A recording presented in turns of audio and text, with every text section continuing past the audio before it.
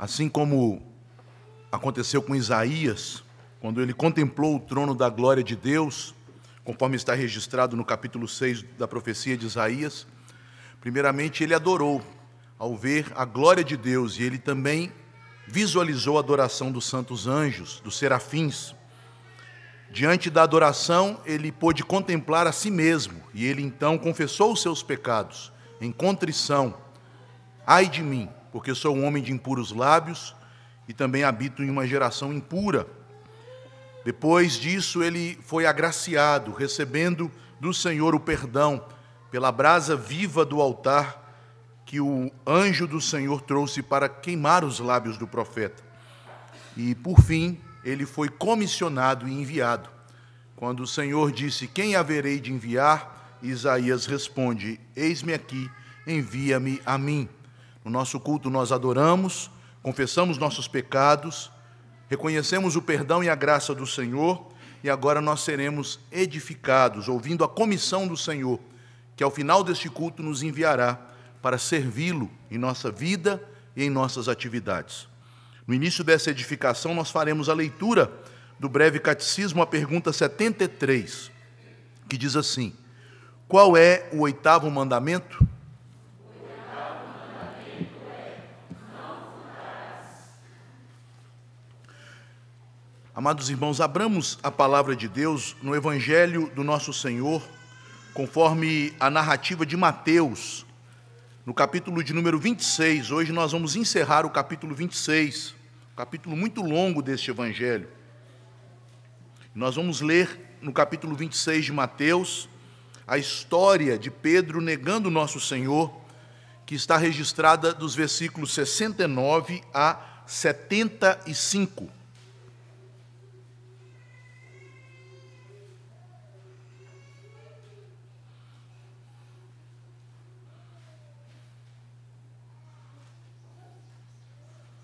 Mateus 26, a partir do verso 69. Assim diz a palavra de Deus. Ora, estava Pedro assentado fora no pátio, e aproximando-se uma criada, lhe disse: também tu estavas com Jesus, o Galileu.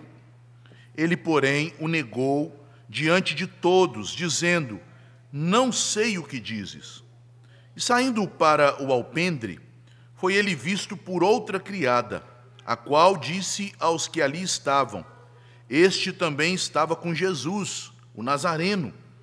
E ele negou outra vez, com juramento: não conheço tal homem.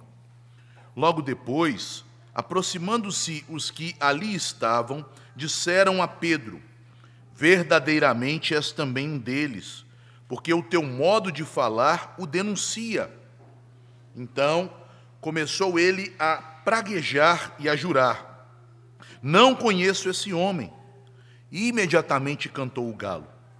Então Pedro se lembrou da palavra que Jesus lhe dissera: antes que o galo cante, tu me negarás 3 vezes. E saindo dali, chorou amargamente. Oremos, meus amados irmãos. Pai bendito, nós estamos diante da Tua palavra, do Santo Evangelho, que não apenas nos revela a Tua glória, Tuas excelências e perfeições, pois Tu és um Deus fiel, santo, justo, cheio de amor e misericórdia, cheio de graça e de bondade. Mas também por meio da Tua palavra, podemos contemplar quem nós somos, como em um espelho translúcido e limpo, que revela, ó Deus, que até os melhores de nós são carne, são pó e cinza, pois somos, ó Deus, pecadores. Te pedimos, ó Deus, que por meio do Evangelho, que nos mostra a Tua glória e que manifesta a nossa pecaminosidade, o Senhor nos conduza a nos apegarmos a Cristo, a palavra dEle.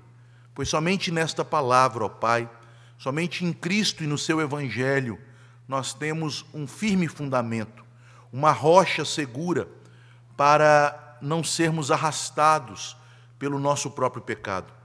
Dá-nos, Senhor, pelo Teu Espírito Santo, graça, a fim de que a voz do Evangelho produza em nós frutos dignos de arrependimento, tais como estes frutos que foram produzidos na vida do apóstolo Pedro. Esta é a oração que fazemos em nome de Jesus. Amém. Meus amados irmãos, é comum nas Escrituras os autores bíblicos, tanto os salmistas como também os profetas, apresentarem um recorrente contraste, um contraste entre Deus e o homem. Há vários textos que nos mostram esse tipo de construção. De um lado, Deus, de outro, homem. Deus em sua natureza e o homem em sua condição precária. O contraste mais fundamental entre a natureza de Deus e o homem é que Deus é eterno e o homem é mortal. Moisés fala a respeito desta diferença no Salmo 90.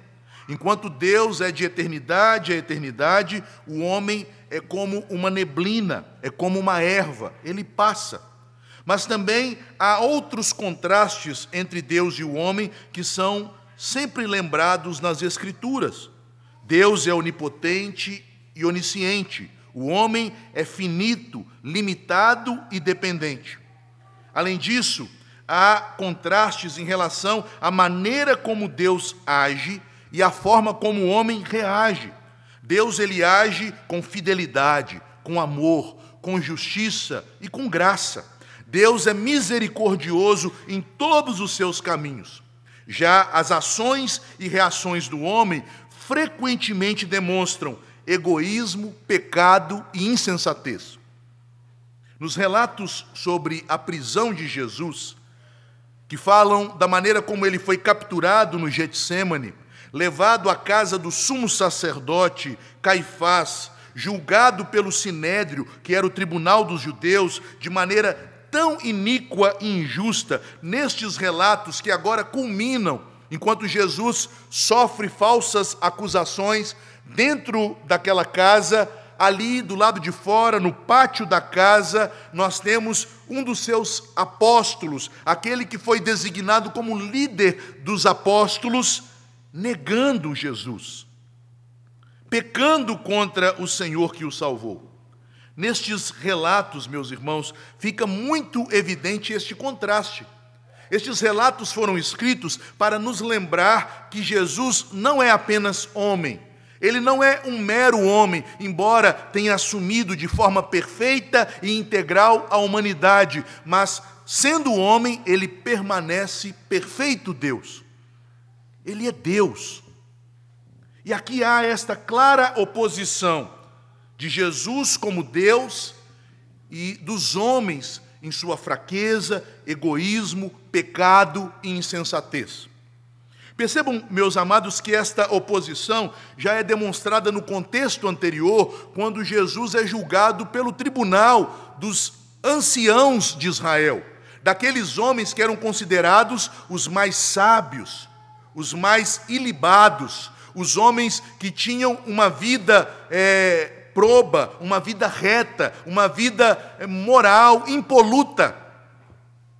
Diante daqueles homens que eram o melhor da humanidade, Jesus se mostra como um Deus fiel, verdadeiro e santo, e ao mesmo tempo revela como o melhor de nós, como até mesmo aquilo que no homem pode ser visto como meritório e justo, não passa, como diz o profeta Isaías, de trapos imundos.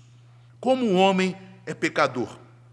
Naquela noite, quando Jesus é julgado de maneira injusta, submetido pelo Sinédrio a um tribunal iníquo, é evidenciado este contraste entre a fidelidade e justiça de Cristo e a mentira, maldade e impureza do homem. Vejam, meus irmãos, que na semana anterior nós já falamos que todo aquele tribunal funcionou de maneira irregular, segundo os próprios preceitos da lei judaica. Quando falo da lei judaica, não me refiro à lei do Antigo Testamento, mas aos costumes judeus, à lei da chamada Midrash, que eram os costumes que os judeus seguiam em sua vida prática. De acordo com a lei judaica, o Sinédrio não poderia se reunir à noite, mas eles capturam Jesus e o julgam durante a noite. O sinédrio não poderia se reunir de maneira privativa, eles deveriam se alojar para julgar em uma antessala do templo, mas eles estão reunidos na casa do sumo sacerdote, o que tornava aquele tribunal suspeito. Além disso, o sinédrio ele deveria dar àquele que era acusado a chance de nomear um advogado de defesa. E de maneira nenhuma eles perguntaram para Jesus se ele tinha algum defensor em seu favor. Além disso ainda, era dever do sinédrio, no caso de pena capital, de condenação à morte, que essa pena fosse proferida somente 2 dias após o julgamento, para que os juízes tivessem tempo de ponderar. Mas, meus irmãos, imediatamente após conseguirem uma confissão de Jesus de que ele era o Messias, o Filho do homem que viria sobre as nuvens dos céus, eles já decretam a sentença: é digno de morte, ele deve morrer. Mas percebam, meus irmãos, que em contrapartida, quando o sumo sacerdote ele encurrala Jesus, que estava diante de todo aquele cenário adverso, calado, como um cordeiro mudo que está sendo levado ao matadouro, o sumo sacerdote encurralou Jesus, lá no verso 63, usando a estratégia de fazer Jesus falar por uma conjuração, isto é, ele está dizendo: você, se é um homem justo, é obrigado, diante de um tribunal, sob juramento, invocando o nome de Deus, a falar a verdade. Portanto, a presunção daquele sumo sacerdote é de que Jesus é um homem justo e de que ele falaria a verdade. Ele presume a dignidade do caráter de Cristo, a sua santidade, como a base para poder colocá-lo em uma armadilha e condená-lo. E tão logo ele consegue a confissão de Jesus, a boa confissão que ele faz aqui e que ele também fará diante de Pôncio Pilatos, conforme diz o apóstolo Paulo a Timóteo, o que o sumo sacerdote faz? Veja no versículo 65. Então ele rasgou as suas vestes. Meus irmãos, os evangelhos retratam e relatam este episódio, quando o sumo sacerdote rasga as suas vestes, para exatamente apontar este contraste. Porque na lei de Deus, em Levítico 21, no versículo 10, está declarado que era proibido a um sumo sacerdote rasgar as suas vestes. Um sumo sacerdote nunca poderia demonstrar indignação, tristeza, comoção de alma por esta atitude de desgrenhar seus cabelos e rasgar as suas vestes. Isto o colocaria na condição de alguém impuro, alguém que não é digno de sua posição, alguém que está afastado de Deus e que deve ser lançado fora do povo de Deus. Porque também em Levítico, no capítulo 13, versículo 45, a lei diz que se alguém fosse pelo sumo sacerdote indicado, diagnosticado como leproso, sua veste deveria ser rasgada. Percebam, a pureza de Jesus o leva a confessar. E diante da impureza, o sumo sacerdote, tomado de uma emoção ímpia, ele faz um ato que, sem ele perceber, quebra a lei. Mas ao quebrar a lei, conforme o Evangelho registra, ele demonstra que ele é impuro, que ele é cheio de pecado, que ele é tal como um leproso na presença do Senhor Jesus. Ao final, os presentes naquele tribunal passaram a ridicularizar o Senhor. Vejam, meus irmãos, que eles começam a ridicularizá-lo dos versículos 66 a 68. E eles tratam Jesus com zombaria, porque eles não criam que o Senhor Jesus era Deus e que suas palavras eram proféticas e verdadeiras. Então eles vedam os olhos do Senhor, o espancam e começam a dizer: profetiza-nos, ó Cristo, quem é que te bateu? Versículo 68. Eles zombavam da suposta habilidade sobrenatural de Jesus, como Filho de Deus, de falar profeticamente a verdade. Mas aqui nós temos outra grande ironia. primeira grande ironia é o fato do sumo sacerdote usar a pureza e integridade de Jesus para obter uma confissão verdadeira de que ele de fato é o Messias, e o sumo sacerdote, ao reagir a esta confissão, mostra sua impureza, indignidade, rasgando suas vestes. Mas a segunda ironia é que no momento em que eles zombavam de Jesus, por não crerem que sua palavra era profética, por não crerem que ele conhecia os segredos do coração dos homens, por não crerem que ele conhecia todos os eventos de antemão, porque, sendo Deus, ele tem presciência, é que enquanto eles faziam isto, a palavra de Jesus cumpria no quintal da casa do sumo sacerdote, no pátio de sua casa. Afinal de contas, meus irmãos, naquela noite anterior, quando Jesus se reuniu no cenáculo, na última ceia, conforme está neste mesmo capítulo, no verso 34, ele disse a Pedro: Pedro, antes que o galo cante, por 3 vezes você vai me negar. E no mesmo instante em que os homens maus, os membros do Sinédrio, que deveriam ser o padrão de santidade para o povo, comportavam-se impiamente, zombando de Cristo, zombando de sua palavra profética, a sua palavra cumpria-se do lado de fora daquela casa, do lado de fora daquele recinto. Pedro, quando ouviu a palavra profética, ele não zombou do Senhor como estes ímpios, mas ele objetou, ele protestou, ele disse: Senhor, de maneira nenhuma isto acontecerá, se for necessário, eu estou pronto para morrer com o Senhor. Pedro não chegou à zombaria, mas ele se assemelhou àqueles homens, não crendo na divindade perfeita de Jesus, não crendo de que sua palavra é fiel e verdadeira e não pode, portanto, cair por terra. Apesar disso, as coisas aconteceram não como Pedro desejava, porque maldito o homem que confia no seu próprio braço. As coisas aconteceram como Cristo disse que elas sucederiam. Na hora da tentação, Pedro demonstra que é homem, que é fraco.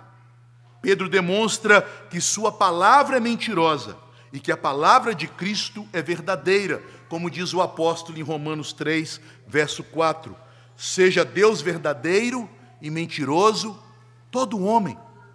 É exatamente este contraste, meus amados irmãos, que devemos perceber na narrativa das 3 negativas de Pedro em relação a Cristo. Devemos ver que aqui subjaz a fidelidade, a veracidade, a santidade de Cristo, que é a rocha, em contraposição com Pedro e conosco, que somos falhos, que somos pecadores, e que, se confiarmos em nós mesmos, haveremos de revelar nossa fraqueza. Portanto, a ideia central deste texto é que a fraqueza do homem se manifesta em seus pecados, e a força do Senhor se revela em sua palavra fiel. A fraqueza do homem se manifesta em seus pecados, mas a força do Senhor em sua palavra, que é fiel.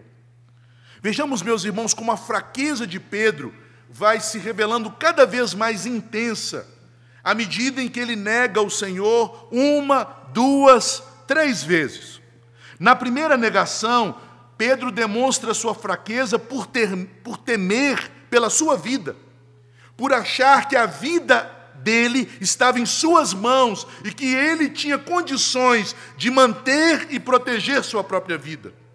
Vejam que a primeira negativa, ela é descrita aqui nos versículos 69 e 70. Veja que enquanto Pedro estava no pátio da casa do sumo sacerdote, ele seguia Jesus de longe. Isso já nos foi revelado ali no versículo 58. Vejam lá. Lá no início do verso 58 diz: mas Pedro seguia de longe. Ele tinha comprometimento com Jesus, mas por causa desse comprometimento, neste momento, se basear na sua força humana, este comprometimento era parcial e logo se tornaria em traição, em negação. Ele aproxima-se então, ali do pátio, de uma fogueira. Mateus não nos fala deste evento, mas nós encontramos este registro em Marcos, no capítulo 14, versículo 67, e em Lucas 22, 55. Era uma noite fria, e as pessoas então fizeram uma fogueira no pátio, e elas se juntaram ali para se aquecer do frio da noite. Aquela luz das chamas iluminou o rosto de Pedro. E então, uma jovem criada, passando também perto daquela fogueira, ao avistar Pedro, o identificou. Ela se aproximou e disse: também tu estavas com Jesus, o Galileu. Você é um deles. A luz revelou o rosto de Pedro. Ele estava tentando se esconder nas trevas daquele pátio, mas quando ele busca se aquecer do frio da noite, sua identidade é revelada. Mas, meus irmãos, por que Pedro temeria? Era apenas uma mulher, uma criada. Pedro, horas antes, tomou uma espada, e mesmo sendo um pescador, um homem sem treinamento militar, ele partiu de peito aberto contra uma multidão. Vejam, meus irmãos, que não há da minha parte aqui exagero. Lá no versículo 55 é dito que uma multidão de pessoas, de vários soldados, soldados do templo, servos do sumo sacerdote e também uma guarda romana, conforme nos ensina João no capítulo 18 de seu evangelho, portanto uma pequena multidão fora ao jardim do Getsêmani para prender Jesus, e Pedro, como um bravo combatente, sozinho, se lança contra a multidão.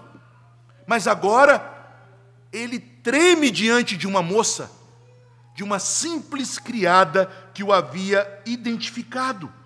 Apenas uma garota em posição subalterna leva o corajoso, o valente, o intrépido Pedro a tremer. De todas as pessoas que estavam circulando no pátio naquela noite, a última pessoa que Pedro precisava temer era aquela criada. Vejam, meus irmãos, como o texto mostra a covardia de Pedro. Ele não foi identificado por um soldado, ele não foi identificado por uma autoridade do sinédrio que circulava ali, ele não foi identificado por algum dos valentes, ele foi identificado por uma simples criada. O corajoso Pedro, que momentos antes, horas antes, havia arrancado a orelha de Malco, havia dito ao Senhor Jesus que estava pronto para morrer com ele, ele estava com medo, com tanto medo que ele se acovardou diante daquela jovem. Percebam também que a mulher não denunciou, a mulher se dirige a ele: também tu estavas com Jesus, o Galileu.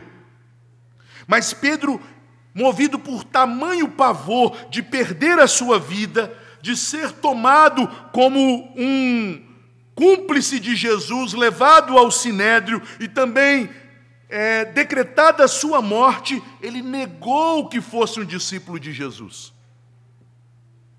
Não sei o que dizes. A forma desta negação na língua original dá a entender que Pedro aqui já faz uma declaração semelhante a um juramento formal. Ele não apenas desconversou, ele solenemente afirmou que não tinha nada a ver, nenhuma relação com Jesus. Ele estava tão apavorado que, mesmo não tendo sido ameaçado ou denunciado, mesmo não tendo sido preso ou tomado por alguém, ele estava tão apavorado por sua própria vida que sua fraqueza se revelou. Isso não acontece conosco, meus irmãos? Quando nós percebemos a nossa fragilidade em um momento de enfermidade, em um momento em que nossas seguranças na família, na nossa vida pessoal, elas vão ruindo, ali nossa fé fica abalada. Ali fica revelado se nós estamos firmados em Cristo ou se a nossa fé está firmada em uma autoconfiança que é tola. Pedro estava tão apegado à sua própria vida, que por um momento ele se enganou pensando: não, eu estou pronto a entregar a minha vida para morrer por Jesus, mas ele não estava pronto. uma simples criada revelou o coração de Pedro. Mas as coisas se intensificam na segunda petição. Ou melhor, na segunda negação, me perdoem. Porque na segunda negação, Pedro demonstra uma fraqueza maior, não apenas por temer pela sua vida, mas também por temer o homem. Pedro agora ele tenta fugir de ser identificado. Veja que ele sai para o alpendre, ele sai daquele lugar do pátio onde havia a fogueira, onde a luz revelava a sua identidade, onde a luz brilhava de maneira a revelar o seu rosto aos que ali perambulavam. Mas mesmo assim, indo para o alpendre, ele é novamente identificado. E mais uma vez identificado por uma simples criada. Saindo para o alpendre, foi ele visto por outra criada. Percebam, meus irmãos, que Deus, em sua providência, não permitiu que nenhum homem daquele sinédrio, que nenhum daqueles soldados, que nem mesmo Malco, que foi ferido por Pedro, ou algum dos que estavam com ele, o identificassem. Deus o estava protegendo. Mas na providência divina, Deus quis que as pessoas mais simples, mais frágeis, as pessoas que poderiam produzir o menor perigo à vida de Pedro, estas criadas o identificassem, a fim de que o coração dele fosse revelado, a fim de que aquela vã presunção de coragem fosse manifesta. Mais uma vez, outra criada o identifica. Este homem, ele também é seguidor de Jesus, o Nazareno. Mas percebam que, ao ser identificado aqui, Pedro não é apenas confrontado pela criada, mas a criada o aponta. O texto não nos diz para quantas pessoas, mas de alguma maneira Pedro está sendo denunciado, está sendo evidenciado, destacado aqui. Ele foi visto e ela disse aos que ali estavam, diz o texto. Ele é apontado. Pedro agora se sente em maior perigo. Pedro teme aqueles homens que poderiam pegá-lo à força, levá-lo diante do sinédrio e condená-lo junto com Jesus à morte. Pedro teme por esse destino. O mesmo Pedro, lembrem-se, que havia afirmado no versículo 35, ainda que me seja necessário morrer contigo, de nenhum modo te negarei. Aí a oportunidade. Ele tinha toda a oportunidade para morrer crucificado ao lado de Jesus. Ele haveria de morrer crucificado por Jesus, mas não ao lado de Jesus. Porque quando ele deu a sua vida como um mártir do Evangelho, ele deu pelo poder do Espírito Santo nele, e não pela sua força humana. Mas aqui Pedro estava arrimado, fundamentado em si mesmo, em sua força, em seu orgulho. O temor por sua vida agora é acrescido pelo temor dos homens. Pedro age com rapidez para se defender de uma possível prisão. E ele então faz um juramento solene, diz o versículo 72. E ele negou outra vez, com o juramento. Meus irmãos, a palavra de Deus não proíbe o juramento. Jesus não proibiu o juramento. Ele mesmo acabou de fazer um juramento, quando o sumo sacerdote exigiu que ele dissesse a verdade, conjurando-o a isto é, debaixo de juramento. O que a palavra de Deus proíbe no Sermão da Montanha é jurarmos por outro que não seja Deus, ou jurarmos de forma desnecessária, em circunstâncias em que o sim e o não são suficientes. Mas Pedro, como alguém possivelmente acusado de um crime, ele usa esta estratégia de jurar para se proteger. Ele toma a Deus como testemunha de sua consciência, de que diante de Deus ele estava falando a verdade. Veja que pecado grave. Ele pecou contra o terceiro mandamento, que diz: não tomarás o nome do Senhor teu Deus em vão. Por quê? Porque quem assim agir, quem assim fizer, o Senhor não terá por inocente. Pedro tomou o nome de Deus em vão. A palavra de Jesus, no entanto, estava se cumprindo. E a palavra de Pedro se mostrava corrupta, manifestando a corrupção do seu próprio coração. O tipo de juramento que ele faz é uma invocação solene. Ele chama a Deus como testemunha de sua consciência. E nesse tipo de juramento, Pedro invoca uma maldição sobre a sua própria cabeça. Veja, meus irmãos, que pecado grave. Ele está se amaldiçoando, porque ele sabe que está mentindo. Mas temendo mais por sua vida, temendo mais os homens do que a Deus, ele se protege, se amaldiçoando. Meus irmãos, quão grave é o pecado de confiarmos em nós mesmos. Porque nós, quando confiamos em nossa própria carne, nós andamos rapidamente para a nossa própria condenação. Um abismo chama outro abismo. Uma mentira leva a outra mentira. Um pecado nos conduz a pecados mais graves. Se confiarmos em nós mesmos, se acharmos que temos força suficiente para nos salvar, nós haveremos de sucumbir rapidamente. E percebam, este homem que menos de 24 horas antes havia tomado a ceia das mãos do próprio Jesus, pecava tão gravemente. O que será de nós no dia de amanhã? Nós tomamos a ceia hoje. Quão terrível é o nosso coração. O que nós não podemos fazer saindo daqui? Quão graves não podem ser os pecados que venhamos a praticar, tão logo coloquemos o nosso pé para fora daquela porta? Porque o nosso coração é enganoso. O nosso coração é desesperadamente corrupto. Nós não temos força em nós mesmos para perseverarmos em santidade. Então, o que aparentemente não poderia piorar, ficou pior. Há a terceira negação, no versículo 73. Logo depois, aproximando-se os que ali estavam, disseram a Pedro: verdadeiramente és também um deles, porque o teu modo de falar o denuncia. A impressão que temos, meus irmãos, é que as coisas se seguem rapidamente. Mas nessa terceira negação, Pedro demonstra sua fraqueza por amar mais a si mesmo do que o Senhor. O Senhor dá a ele um tempo para refletir. Passa-se mais ou menos 1 hora entre a segunda e a terceira negação.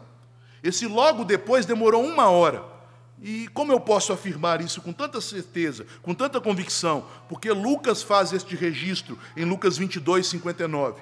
1 hora depois, Pedro nega Jesus. Naquela hora, houve tempo para Pedro colocar a mão na consciência, ponderar acerca de suas atitudes, se envergonhar por causa de tamanha blasfêmia que ele acabara de cometer, perceber como ele era falho e fraco, porque ao prometer morrer com Jesus, ele havia acabado de negá-lo. Mas, meus irmãos, Pedro, como todos nós somos suscetíveis a isto, depois de pecar, ele se distrai. E o pecado, ele tem esta armadilha embutida nele. O pecado, para nos livrar do tribunal interno da nossa consciência, ele nos faz buscar distrações. É por isso que as pessoas tentam resolver pecado com divertimentos. Olha, meu casamento está em crise, vou viajar. Às vezes o problema do seu casamento é pecado. Viagem vai curar o problema do pecado? Olha, eu estou tendo uma luta na minha vida, no meu trabalho, um problema com os meus pais, uma diversidade com alguém. Eu estou precisando espairecer, eu vou sair, eu vou passear, eu vou numa festa.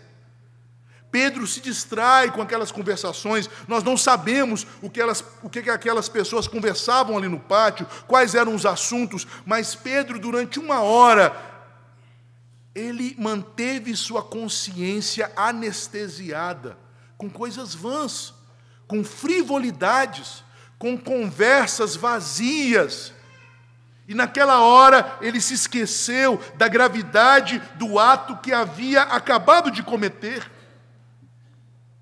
Mas passada 1 hora, o tagarela do Pedro é identificado. E nós sabemos que Pedro gostava de falar, não é a verdade? Ele sempre era o discípulo que tomava a iniciativa de falar, era o porta-voz dos demais apóstolos, e ao falar muito, diz o ditado, peixe morre pela boca. Ao falar muito, eles perceberam, este sotaque seu, você falou muito moço, você é de Montes Claros, não é não? Você está falando de um jeito, tem um sotaque, você não é da Galileia, não, você não é do norte, não. Você é do norte de Israel. Você não é daqui de Jerusalém. Você tem uma fala diferente. Olha, você é galileu. Os galileus não residem aqui, eles só vêm aqui no período da Páscoa, no período das festas, no período do Pentecoste, no período da festa das cabanas. E lá na Galileia é que Jesus tem seu núcleo. Você é um deles. Aqui na casa do sumo sacerdote, um galileu, não tem sentido de um galileu estar aqui, a não ser que você seja um deles. Mais uma vez, Pedro se viu forçado a mentir. Mais uma vez, ele usa juramentos para cobrir o seu coração corrupto. Ele toma o nome de Deus em vão novamente. Mas aqui ele faz de modo mais grave, porque vejam o que diz o texto, meus amados irmãos.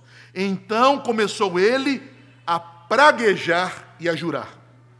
A palavra grega traduzida aqui por praguejar é uma palavra enorme, mas a raiz desta palavra é uma palavra que existe no português, que é apenas uma transliteração do grego. A raiz da palavra usada aqui é anátema, que significa maldição. Portanto, Pedro começou a invocar maldições. É isto que significa esta palavra praguejar. Ele invoca maldições. Pedro, em outras palavras, ele proferiu maldições sobre aqueles que o associavam a Jesus. Ele está dizendo assim: eu juro diante de Deus que eu não tenho nada com esse homem, e vocês são malditos por me associarem àquele maldito. Coisas desse nível, meus irmãos. Ele não apenas toma o nome de Deus em vão, em um falso juramento, mas ele invoca terríveis maldições àqueles que o associam a Cristo. Ele se ofendeu terrivelmente, ele considerou um insulto que alguém o chamasse de discípulo de Jesus. E para manifestar esta ofensa, a fim de preservar a sua vida, por causa do temor que ele tinha dos homens e por causa do amor em seu coração, por ele mesmo, que era muito maior do que o amor que ele tinha por seu mestre, ele diz: não conheço este homem. Percebam, meus amados irmãos, que a frase de Pedro no verso 74, ela é traduzida como uma exclamativa. Pedro foi veemente, Pedro foi enfático. Não conheço, malditos sejam aqueles que me acusam de ser discípulo de Jesus. O mesmo Pedro que pela graça teve o seu coração cheio do Espírito e com seus lábios confessou: somente o Senhor Jesus tem palavras de vida eterna, e nós temos crido e conhecido que Tu és o Cristo, o Santo de Deus. João 6, 68 e 69. O mesmo Pedro que, diante da pergunta de Jesus: e vós, quem dizeis que sou? Declarou pelo Espírito Santo: Tu és o Cristo, o Filho do Deus vivo. Mateus 16, 16. Agora ele diz com juramento e lançando maldições: não conheço Jesus. O galo então cantou. Imediatamente, diz o texto, cantou o galo. Nesse mesmo momento em que Pedro, pela terceira vez, negava o Senhor, o galo cantou. Bendito seja esse galo. Porque se não fosse o canto deste galo, Pedro não teria sua memória ativada para lembrar-se da palavra de Jesus que deu a ele aquele sinal. Antes que o galo cante, você me negará 3 vezes, Pedro. Você não está pronto para morrer por mim ainda, mas eu te prepararei no futuro para isso. Mas agora, Pedro, vigia, ora, para que não entre em tentação, porque antes que o galo cante, você me negará 3 vezes. O galo cantou, Pedro então cai em si. E ao cair em si, neste instante, Pedro é restaurado. O Evangelho de Lucas nos diz que neste instante, de alguma maneira, Jesus estava sendo transportado para fora da casa do sumo sacerdote. E o seu olhar se cruza com o olhar de Jesus. Eu imagino, meus irmãos, que o olhar de Jesus não foi um olhar de condenação. Não foi um olhar de reprimenda. Não foi um olhar de reprovação. Mas foi o olhar que Ele sempre tem para nós pecadores. Porque Ele é imutável. Ele é sempre o mesmo. Um olhar de bondade, um olhar santo, mas cheio de graça, de misericórdia, de verdade e de amor. Ao ouvir o canto do galo, a cruzar o seu olhar com o olhar de Jesus, Pedro caiu em si. O Espírito Santo o derrubou. Ao cair em si, percebendo a sua miséria, e lembrando quem é o Senhor, não apenas um homem santo, mas o próprio Deus Santo, o Filho de Deus, o Cristo, lembrando da fidelidade da sua palavra, Pedro lembra da palavra de Jesus, versículo 74.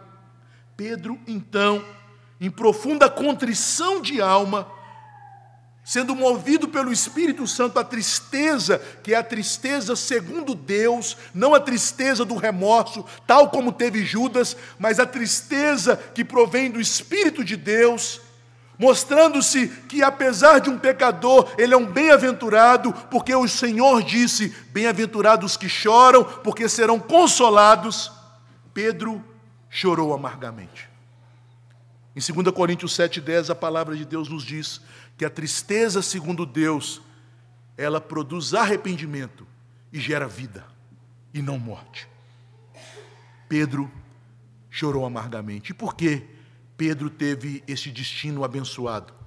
Porque quando Pedro foi alertado pelo Senhor Jesus da tentação pela qual iria passar, e confiado em sua própria força, ele negou a palavra de Jesus. Jesus disse, Pedro, Satanás pediu para te peneirar, mas eu roguei, eu intercedi por ti. Jesus intercedeu por Pedro. Jesus não intercedeu por Judas, porque ele intercede por aquele que pertence a ele. Por isso Pedro recebeu o espírito de arrependimento. Por isso Pedro se lembrou da palavra, porque é o Espírito que nos faz lembrar da palavra. Por isso Pedro se quebrantou, amargamente chorou, e mais tarde ele se entregou para morrer por Jesus. Meus irmãos, algumas aplicações deste texto. Em primeiro lugar, é fácil, meus amados irmãos, reconhecer Jesus na igreja, quando estamos reunidos com os nossos irmãos. Contudo, confessá-lo diante de um mundo que lhe é hostil, que odeia o Senhor e a sua palavra, declarar ao mundo que somos seguidores de Jesus, é outra história. Meus irmãos, o apóstolo Paulo, quando disse aos romanos que estava pronto para visitar Roma, a capital do mundo, a cidade dos intelectuais, a cidade dos grandes vultos do império, ele declara, porque eu não me envergonho do Evangelho. Meu irmão, não se envergonhe de Cristo. Não se envergonhe do Evangelho, porque Cristo é o seu Salvador, e o Evangelho é o poder de Deus para a salvação de todo aquele que nele crê. Em segundo lugar, nós só seremos fiéis em nossa profissão de fé na medida em que amarmos mais o Senhor do que a nossa própria vida. Pedro, por amar mais a sua vida, por temer pela sua vida, por temer ao homem, ele falhou.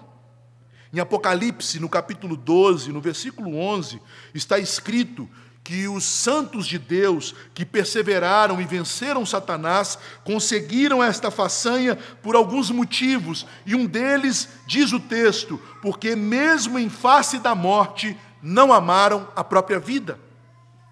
Lembre-se, sua vida não te pertence, você não precisa se apegar tanto a ela. Ela já foi comprada por Jesus, e ela já está guardada, entesourada nos céus com o Senhor. Ele haverá de preservá-la. Não temais o homem, porque o homem pode matar o corpo, mas tema aquele que pode lançar tanto a alma quanto o corpo no inferno. Ele não fará isso conosco, porque Cristo sofreu a maldição da cruz, para que nossa alma e nosso corpo sejam preservados em glória. Nossa vida está entesourada em Cristo. Em terceiro lugar, este texto também é um relato que aparece nos 4 evangelhos para nos mostrar que todo homem de Deus, até mesmo os mais piedosos, até mesmo os mais usados pela graça, podem falhar, mas não o Senhor Jesus. A igreja foi semeada no período de seu plantio da igreja antiga com o sangue dos mártires, que morreram pelo evangelho. Mas até mesmo Pedro, que depois de anos morreu como um mártir da fé, sendo crucificado de cabeça para baixo e tendo seu corpo ainda vivo, incendiado pelos romanos, até mesmo Pedro e todos os santos servos de Deus são homens como você. São pessoas falhas, fracas, frágeis. O que os sustentou em sua vida foi o sangue que os comprou na cruz. O que os levou corajosamente no momento em que suas vidas foram ceifadas ao darem o testemunho de Cristo, foi o próprio Cristo que os comprou. Meus irmãos, o que há de extraordinário na vida destes santos homens é a presença de Deus na vida deles. É por isso que nós não podemos idolatrar Pedro. É por isso que nós não podemos adorar Pedro. É por isso que a igreja não está fundamentada sobre Pedro. Pedro negou o Senhor Jesus. Pedro foi repreendido pelo Senhor Jesus quando disse que ele não deveria morrer, e Cristo então declara: arreda Satanás. Mas este Pedro frágil e falho, o Senhor usou, como tem usado servos em todas as gerações, para que a igreja seja edificada sobre a pedra, que é Cristo. Ele não falha, Ele é fiel, Ele é verdadeiro, e sua palavra não pode mentir. E por fim, Pedro foi restaurado, meus amados irmãos, porque ele se lembrou da palavra, e a palavra o conduziu ao arrependimento. Eu não sei que pecados você tem cometido. Talvez você pecou gravemente hoje, antes de tomar a ceia do Senhor. Talvez você vá pecar gravemente amanhã, depois de tomar a ceia do Senhor, como aconteceu na vida de Pedro. Mas não se esqueça da palavra fiel. Ao pecar, lembre-se da palavra. Lembre-se de que, apesar de você ser falho e pecador, o Senhor é sempre o mesmo. Deus de graça, de misericórdia, de bondade, e que não rejeitará aqueles que se arrependem e vêm até Ele. Que Deus nos abençoe. Convido a igreja para ficarmos de pé, nós vamos orar. Em seguida cantaremos o hino 5 e seremos despedidos com a bênção apostólica.